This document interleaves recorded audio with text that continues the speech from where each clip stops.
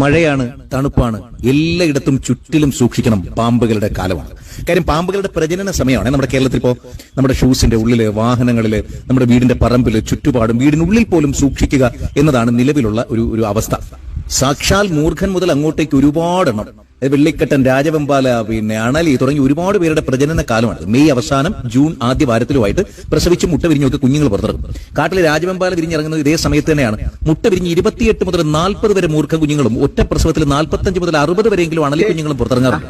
8-12 ദിവസത്തിനകത്ത് ഈ കുഞ്ഞുങ്ങൾ ഉറയൂരും കേട്ടോ. പിന്നീട് പല ഭാഗത്തേക്കും സഞ്ചരിക്കലാണ് പതിവ്. ചെടിച്ചട്ടികൾ, ചവിട്ടുപടി, ഹെൽമറ്റ്, വിറകടുപ്പുകൾ, വൈക്കോൽ കൂന, ചകിരി, ചാക്കുകൾ തുടങ്ങി എവിടെ തരപ്പുണ്ടോ അവിടെയൊക്കെ ഇവർ കയറിയെന്നിരിക്കും.